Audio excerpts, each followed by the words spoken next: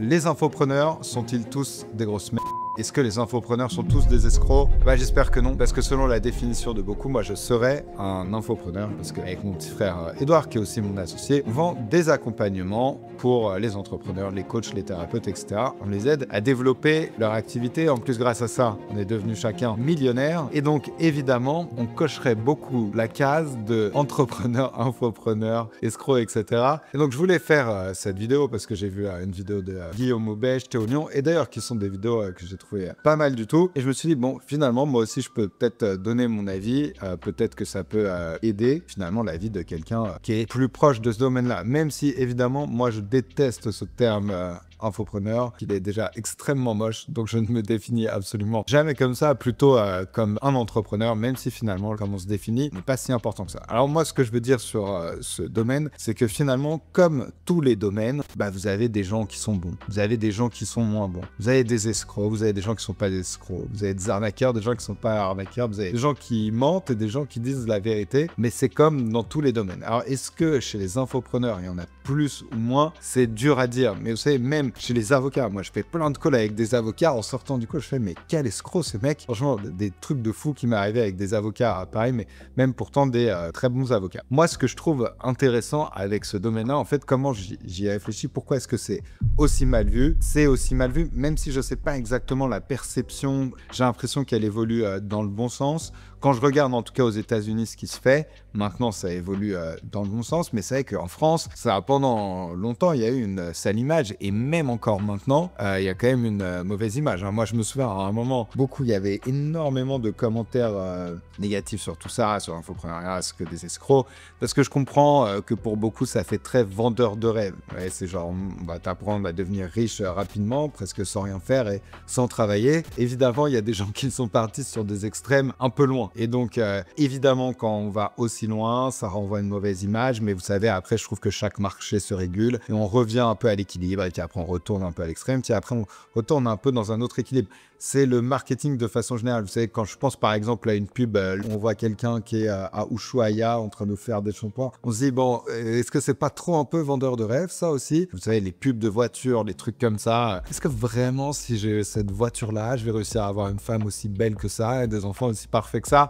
Je trouve que c'est partout, pas forcément dans l'infopreneur. Moi, je trouve que l'infopreneuriat, le truc, c'est que c'était nouveau. Même encore maintenant, hein, c'est quelque chose qui est assez nouveau. Et du coup, comme tous les trucs un peu nouveaux, je trouve qu'il y a beaucoup de mercenaires au début qui se lancent dedans. Parce que, évidemment, c'est des gens qui en ont un peu rien à foutre de rien. Et surtout, ils en ont rien à foutre de l'image qu'ils renvoient. Vous savez, il y a des domaines où ça l'a fait aussi. Par exemple, le dropshipping. Le dropshipping, c'est marrant parce que c'est des domaines, et je trouve un peu comme l'infopreneuriat, où vous pouvez faire beaucoup d'argent rapidement. Ça, c'est vrai. Et du coup, ça va attirer beaucoup de gens qui sont attirés que par ça, qui sont attirés que par le gain rapide. Et je dis pas que c'est une mauvaise chose en soi, mais c'est sûr que il y a des mecs qui vont aller faire des choses bizarres. Et en fait, je trouve que tous les domaines, de façon générale, au début, c'est toujours très mal vu. Vous prenez le e-commerce, je veux dire, quand Jeff Bezos il s'est lancé, il y avait des sites internet qui s'appelaient Jeff Bezos is a scam. Et quelques années plus tard, Amazon, c'est une entreprise évidemment incroyable dans le sens, dans la taille et dans ce qu'ils ont réussi à faire. Jeff Bezos, ça fait partie quand même des entrepreneurs les plus respectés au monde. Qu'on est passé de Jeff Bezos is a scam à Jeff Bezos, c'est un des meilleurs entrepreneurs du monde quand même. Et je trouve que c'est vrai dans plein de domaines. Le dropshipping, vous savez, c'était le début avec l'e-commerce, etc.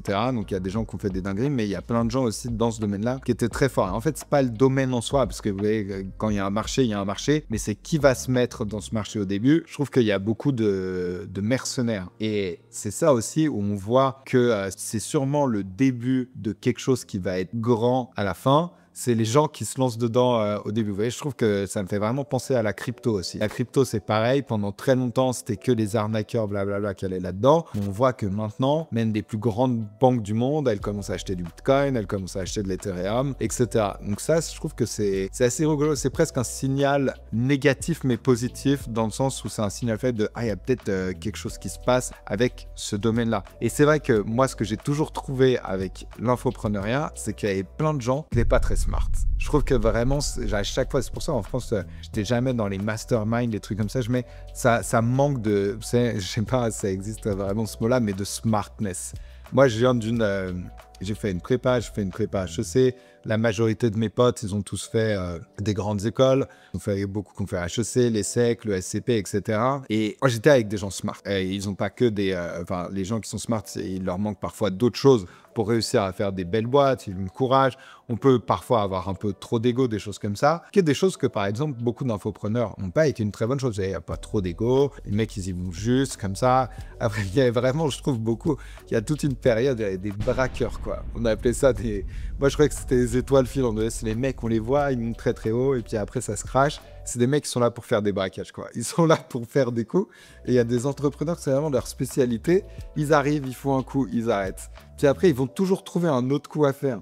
Il y a des entrepreneurs comme ça que je connais pas personnellement, mais que j'ai vu de loin, qui partent de zéro, qui deviennent millionnaires, qui crament tout. Puis après, qui retrouvent toujours un autre coup. Et comme ça, tout le temps, ils font des coups. Et c'est vrai que l'infopreneuriat, quand même, ça manquait, je trouve, de cette intelligence. Mais ce qui est marrant, c'est qu'aux États-Unis, par exemple, c'est quelque chose que vraiment, genre, ce qu'on appelle en France infopreneurs, là-bas, c'était des vrais entrepreneurs. C'était super chaud. Moi, j'étais super impressionné par ce qu'ils arrivaient à faire. Et quand on y allait avec mon petit frère Edouard, on se reconnaissait beaucoup plus dans ce qu'ils faisaient là-bas, dans leur façon d'être, etc. Et là-bas, c'était plus vu comme des arnaqueurs. Il y en a plein d'ailleurs qui arrivaient à faire des boîtes qui sont des énormes boîtes. Il y en a qui sont montées jusqu'à pas loin de 100 millions par an. Donc on ne peut pas faire ça en étant mauvais, de toute façon, ça c'est clair. Et du coup, il y a des gens qui avaient travaillé pour eux, qui étaient des anciens de Google, des anciens de Facebook, etc. etc. Donc il y a des mecs qui sont chauds. En France aussi, hein, on a des mecs qui sont chauds. Je ne veux pas dire qu'il n'y a que des mecs qui sont chelous et qui ne sont pas très bons, mais c'est vrai que de façon générale, et je trouve que c'est normal parce que, en fait, tous les gens, je ne sais pas pourquoi c'est comme ça, et peut-être qu'à un moment je comprendrai mieux, mais je me dis, en fait, il y a des opportunités qui existent, mais ce n'est pas les voies classiques. C'est dur de généraliser comme ça, mais il y a plein de gens, enfin moi je vois par exemple dans mon entourage, des gens qui étaient prépa, après ils vont faire une grande école de commerce, ensuite ils vont aller travailler en M&A, donc en banque d'investissement, ou dans les grands cabinets de conseil comme BCG, McKinsey, etc. Ou dans donc je sais pas, faire du marketing chez Procter & Gamble. Et du coup, en fait, tous ces trucs-là, un peu ouais, je sais pas, c'est bizarre, c'est pas en fait dans l'écosystème. Et moi, par exemple, un truc que je trouvais très bizarre et que je comprenais pas le délire, c'était les startups. Vous voyez, les startups où tu lèves de l'argent avec des VC et tu te retrouves avec 5% de ta boîte à la fin. Je fais, mais je comprends pas trop le délire. Et c'était marrant parce que c'était l'époque The Family. Et du coup, c'est le début. Et en fait, il n'y avait pas encore une boucle complète qui avait été faite. Donc en fait, on voyait les entrepreneurs qui levaient de l'argent, qui faisaient des billions de dollars compagnie. Et maintenant, en fait, c'est marrant parce qu'il y a d'ailleurs de plus en plus de vidéos YouTube qui sortent. On voit qu'un mec peut avoir construit une billion de dollars compagnie, mais je sais pas, apparemment, il y a des liquid preuves dans le contrat qui fait qu'en fait, même si la boîte, elle est revendue énormément, en fait, le gars, il peut avoir créé une billion de dollars compagnie, mais juste ressortir avec 1 million d'euros, ce qui est en soi beaucoup. Mais je veux dire, la difficulté de faire une boîte qui est valorisée 1 milliard, elle est énormissime quand même. Et pour réussir à avoir 1 million d'euros, il y a des chemins sûrement plus simples que ça. Et je pense que les mecs, en réalité, ils se sont fait, je pense qu'ils n'avaient pas forcément vu venir, où ils se sont dit, ah ok, c'est un chemin, mais je vois d'autres chemins et je vois pas les autres chemins. Et souvent, les mecs, ils vont me dire, moi, je le vois dans les interviews, ils disent, oui, c'est pour la mission, blablabla. Je dis, oui, bon, ta mission, c'est de réinventer les fiches de paye. Ouais, je dis pas non plus que c'est le truc le plus exceptionnel du monde. Hein. Alors que c'est marrant, nous, dans notre boîte, la mission, c'est d'aider des gens à aider d'autres gens. Et d'ailleurs, à un moment, on recrutait un CEO et on a eu beaucoup de profils, et j'étais assez surpris par ça et assez content, de mecs qui avaient fait BCG, de mecs qui avaient fait McKinsey, de mecs qui étaient avaient des très hauts postes dans des super grosses startups. Et on leur disait, mais les gars, pourquoi vous voulez travailler avec nous en fait? Et ce qui était assez marrant, c'est que la réponse qui revenait, ils me disaient, mais les gars, en fait, c'est exceptionnel ce que vous avez réussi à le faire. Dans le sens où vous faites plusieurs millions par an, vous êtes rentable, vous avez jamais levé de fonds et vous êtes très peu. Et en fait, vous faites l'inverse de tout ce qu'on voit dans ce truc de Startup Nation. Et les mecs étaient tellement intrigués que vraiment, il y en a, c'est ce qu'ils nous avaient dit en entretien. Ils me disent, mais moi, j'ai envie de travailler avec des mecs comme vous et de me dire, mais comment ils ont fait? C'est qui ces mecs? J'ai envie d'apprendre d'eux. Et en fait, du coup, dans ce domaine-là, c'est marrant, on fait un peu partie, ce qu'on appelle, j'aime bien ce terme, Pokémon rare. Et Pokémon rare. Et du coup, ça rentre dans aucune case. Et du coup, ça intrigue les mecs. Et donc moi, avec mon frère, on a toujours un peu été entre différents mondes, différents écosystèmes, sans se reconnaître à 100% dans chacun. Alors qu'aux États-Unis, par exemple, je trouve que c'est très différent. C'est moi, quelqu'un que j'ai beaucoup côtoyé, c'était Sam Ovens qui a créé School.com. Et pareil, encore une fois, quand il avait lancé son premier programme, il y avait plein de sites qui s'appelaient Sam Ovens is a Scam. Le mec, il vient de lever je sais pas combien de millions sur sa nouvelle startup, entreprise qui est presque valorisée plus d'1 milliard. Je pense qu'il va faire un truc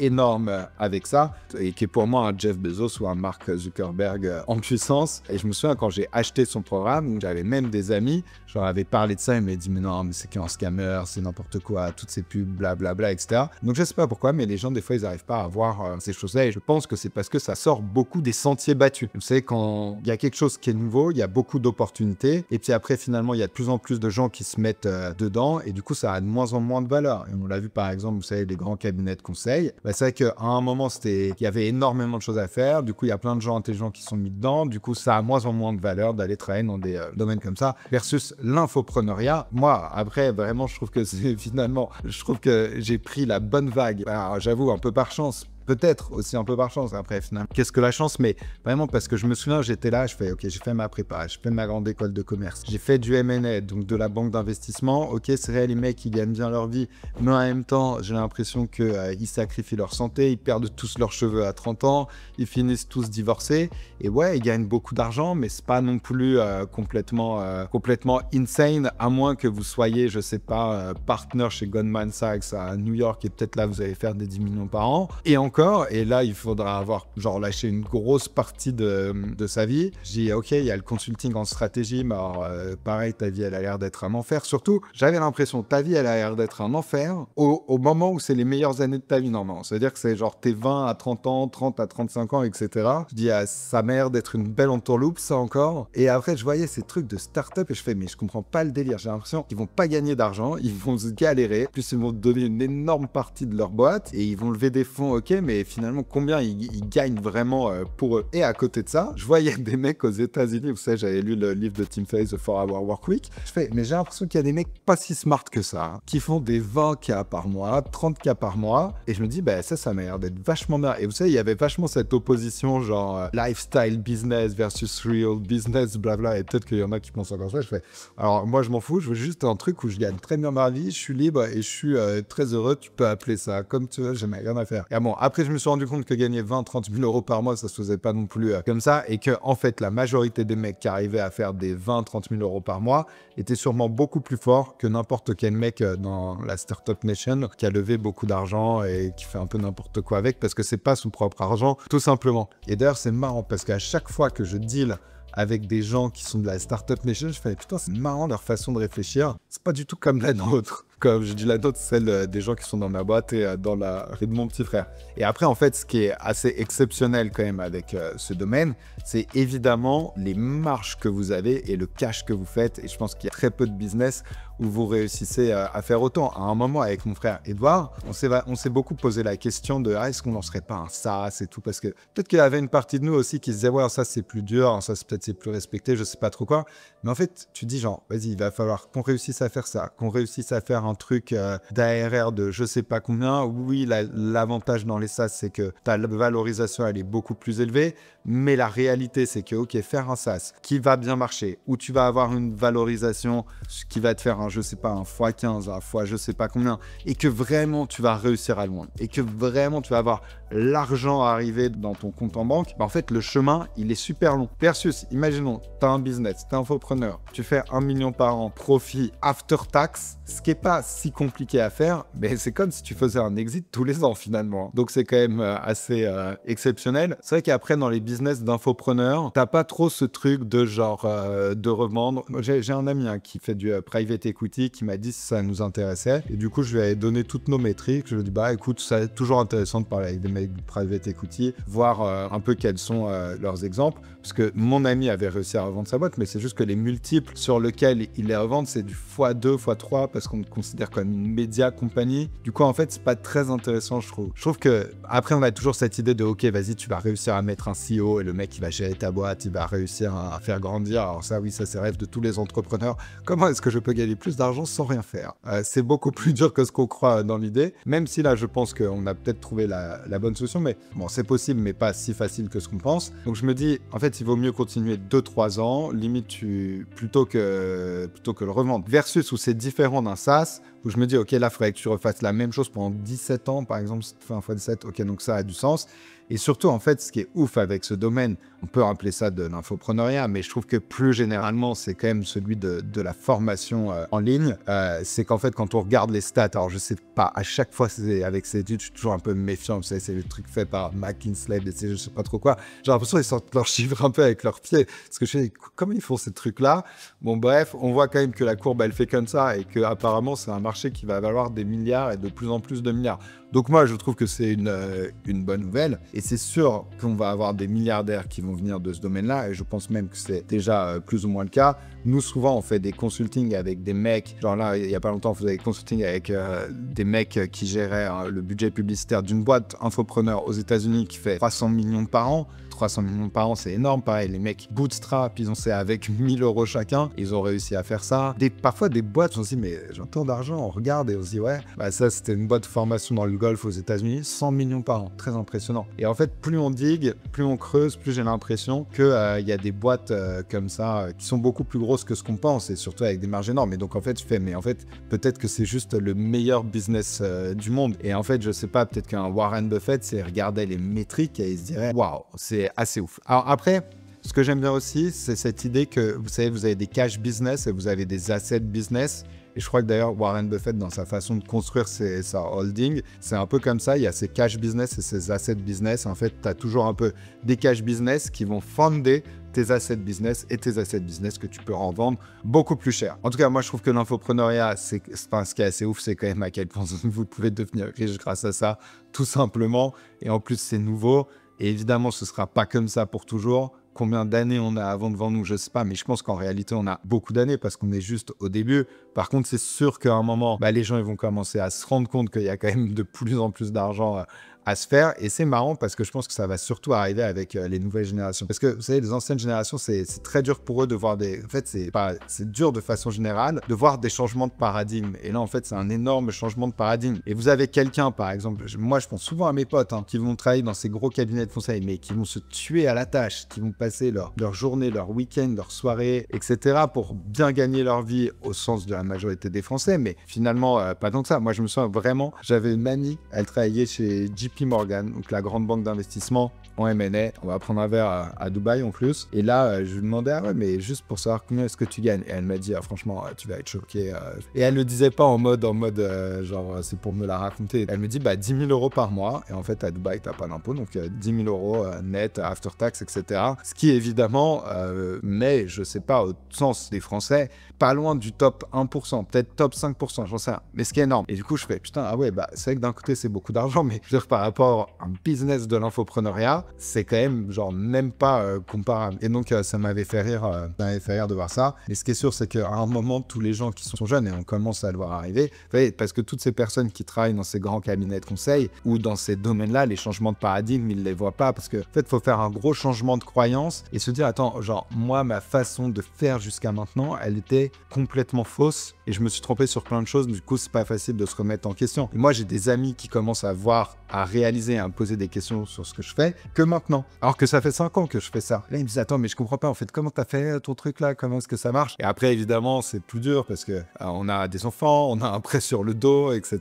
Et du coup, faut accepter peut-être de faire une baisse sur son niveau de vie pour se lancer dans l'entrepreneuriat. Mais l'infopreneuriat, ça reste de l'entrepreneuriat. Et évidemment, c'est pas facile. Les upsides sont exceptionnels, mais les débuts peuvent être durs. Moi, mes débuts étaient extrêmement durs. Et c'est vrai que je gagnais pas beaucoup d'argent, c'était très instable, etc. Mais en tout cas, je pense que ça va arriver avec les nouvelles générations et je le vois par exemple sur mon petit frère qui a 20 ans, il y a beaucoup de personnes qui sont des amis à lui d'ailleurs qui travaillent avec nous de façon partielle parfois quand on fait des challenges, des choses comme ça qui sont closers. Il y en a, c'est le premier job qu'ils ont, c'est ça, c'est de travailler avec nous. Et ça veut dire qu'il y a des amis à lui quand même qui ont fait des mois à 15 000 €. Vous savez, c'est les coms d'un closer. Quand on est un très bon closer, sur un mois, on peut faire des 15 000 €, même plus. Il y en a dans ma team, ils ont fait des mois à 25 000 €. Et là, en fait, du coup, vous avez des mecs super jeunes qui arrivent et du coup, ils se disent, attends, en fait, genre, mon job d'été, plutôt que d'être chez McDo, là, je vais gagner 15 000 €. à faire du closing, genre au téléphone. Je passe juste ma journée au téléphone, je peux faire ça d'où je veux dans le monde. Et évidemment, genre les mecs qui pètent un câble et ils se disent ah ouais mais en fait ouais c'est ouf. Et du coup c'est une autre voie. Et évidemment il y a de plus en plus de gens qui mais ça va venir par le bas. De toute façon les disruptions ça vient toujours par le bas, ça vient jamais par le haut. Et c'est marrant parce que dans notre team il y a des mecs comme ça. Il y en a un, c'est un ancien joueur de football de haut niveau. Il était en centre de formation. Il vient d'un endroit pauvre en France, c'est le nord de la France. Et là il est arrivé chez nous juste au moment en plus où on commence à faire des challenges. Et le gars il fait des mois à 20 000 euros, etc. Il est super sympa parce qu'il est super reconnaissant, mais pour lui, c'est des trucs qui changent complètement la vie. Versus, vous savez, pour tous ces jeunes, et moi, par exemple, je l'ai fait, je trouve qu'une énorme arnaque, c'est les écoles de commerce. Je veux dire, on s'endette à 20 ans sur plusieurs années, des dizaines de milliers d'euros. En plus, il y a tout le temps qu'on est dans cette école où, genre, à peu près tout le monde est d'accord pour dire qu'on n'apprend absolument rien. Et en plus, on doit payer le loyer, on doit payer sur place. Moi, ça m'a coûté une blinde, ça m'a fait perdre énormément d'argent. Bah ça, je trouve que c'est vraiment de l'arnaque, par exemple. Donc voilà, en tout cas, ce qui est cool, c'est que moi, je suis très optimiste pour le futur. Il y a plein de choses très, très cool à faire. Et si vous voulez savoir la méthode que j'ai utilisée pour gagner 2 millions d'euros en 7 jours, je vous explique tout dans cette vidéo.